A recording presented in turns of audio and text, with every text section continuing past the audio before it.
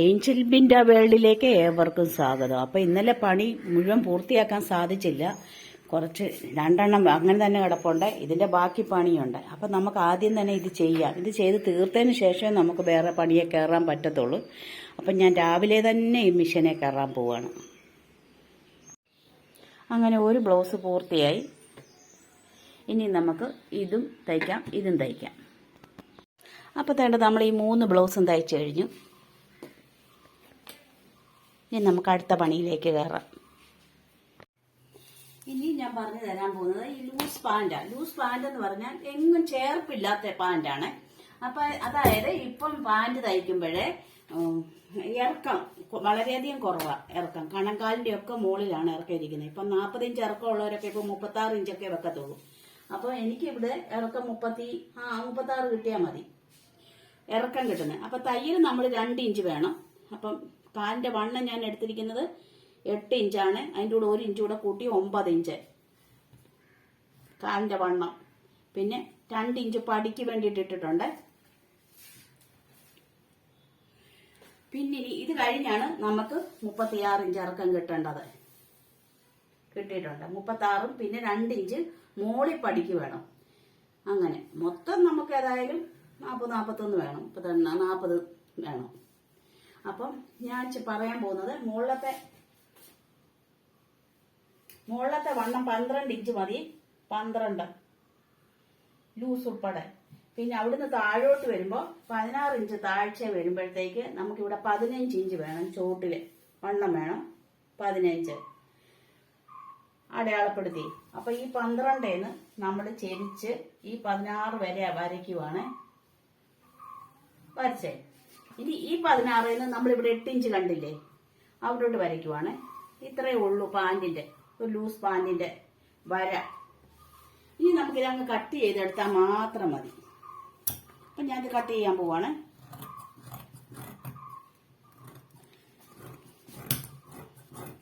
ഇപ്പൊ നല്ല ഇറക്കത്തിൽ എല്ലാവരും ടോപ്പ് തയ്ച്ചിട്ട് പാൻറ്റിന്റെ ഇറക്കം കുറച്ചായിടുന്നത്. അങ്ങനെയാണ് ഇപ്പൊ പുതിയ ഫാഷൻ. അതുപോലെ തന്നെ ടോപ്പിന്റെ കളറും പാൻറ്റിന്റെ കളറും ഒരേ മോഡൽ. ഇതിപ്പോ പാൻറ് 2 പാൻറ്റാണ് ഞാൻ ഈ ഒന്നിച്ചിട്ട് വെട്ടുന്നത്. നീലേ 2 ഈ കളറും. അതിന്റെ 2ന്റെ ടോപ്പാണ് ഈ കിടക്കുന്നത്. കണ്ട ഈ കളർ തന്നെയാണ്. കണ്ടോ, ഇങ്ങനെയാണ് ഇപ്പൊ ഫാഷൻ. അപ്പൊ അത് നല്ല ഇറക്കത്തിൽ തയ്ക്കും ടോപ്പ്. അപ്പൊ 42 ഇഞ്ച് വന്ന ഇറക്കം വേണ്ടവർക്കൊക്കെ 47 ഇഞ്ചൊക്കെയാണ് ഞാൻ തയ്ച്ചു കൊടുക്കുന്നത്. അവർക്ക് വേണം അത്ര ഇറക്കം വേണമെന്നാ പറയുന്നത്. ഈ പാൻറ്റിന്റെ വെട്ട് വേണ്ടി ഇത്രയേ ഉള്ളൂ.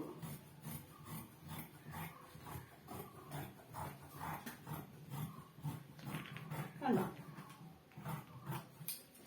ഈ മോൾഭാഗത്ത് ഏറ്റക്കുറച്ചിലുകൾ ഉണ്ടെങ്കിൽ അതൊന്ന് ക്ലിയർ ആക്കി കൊടുക്കണം.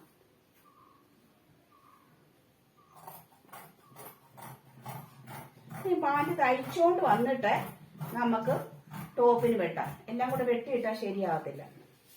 ഇനി നമുക്ക് എന്തെടുക്കണമെന്നറിയാം? ഒരു കഷ്ണം തുണി സമചതുരത്തില്, അത് ഈ മൂട്ടി പിടിപ്പിക്കാനുള്ളതാണ്. അത് കട്ട് ചെയ്തെടുക്കണം. അതിപ്പോ ഏത് പാൻറ് എത്ര ലൂസ് ഉള്ളതാണെന്ന് പറഞ്ഞാലും ഞാനത് ചെയ്തു കൊടുക്കും.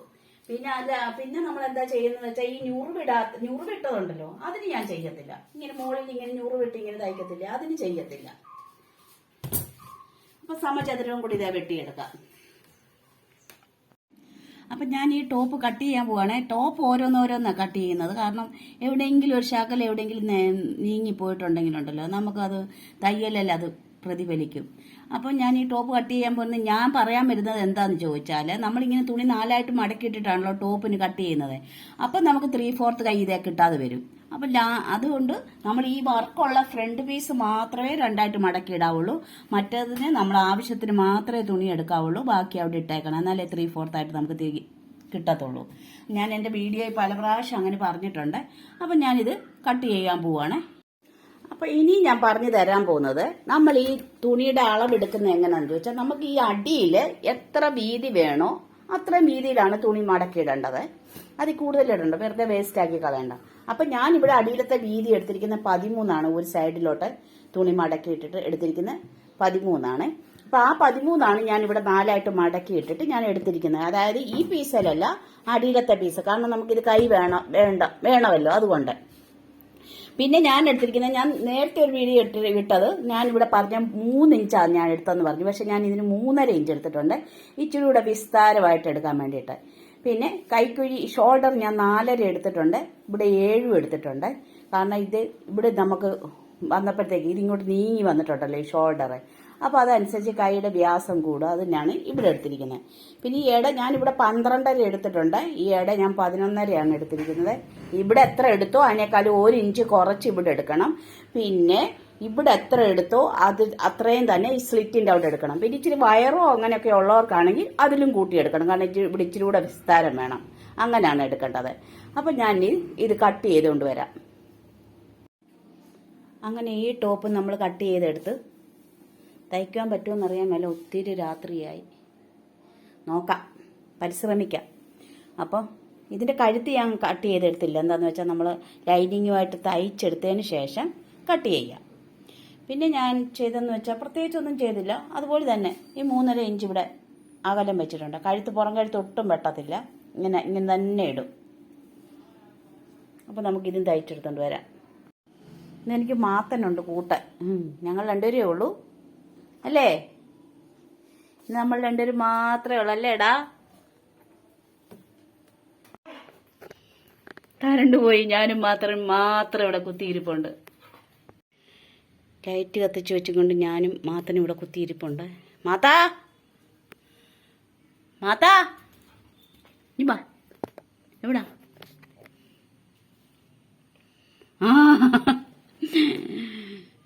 മാത്തൻ ഓടിയാണെന്ന് പൂച്ചയെ പിടിക്കുക. മാത്തന്റെ കണ്ണ് തിളങ്ങുന്നുണ്ടോ?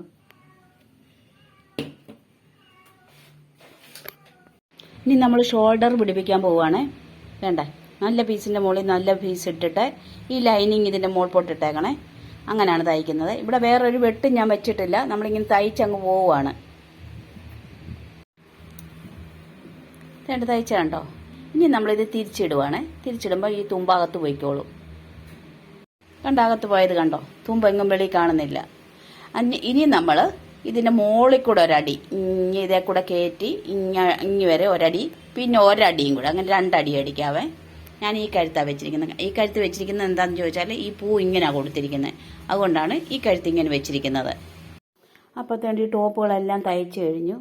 വേണ്ട, ഇതിനൊന്നിനും ഞാൻ ബാക്ക് ഭാഗം വെട്ടിയെടുത്തിട്ടില്ല, എല്ലാം ഇങ്ങനെ നിരപ്പാക്കി വിട്ടിരിക്കുക. കാരണം കോളർ വെച്ച് അങ്ങനെ വെട്ടാതിരിക്കുകയാണെങ്കിൽ നമുക്ക് കോളർ വെച്ചതുപോലെ ഇരിക്കും ഇത്, അതുകൊണ്ടാണ് ഇങ്ങനെ ചെയ്തിരിക്കുന്നത്.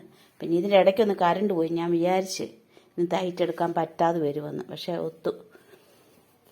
അപ്പം എൻ്റെ ഈ വീഡിയോ കണ്ട എല്ലാവർക്കും നന്ദി, നമസ്കാരം. ഷെയർ ചെയ്യാനും സബ്സ്ക്രൈബ് ചെയ്യാനും മറക്കല്ലേ.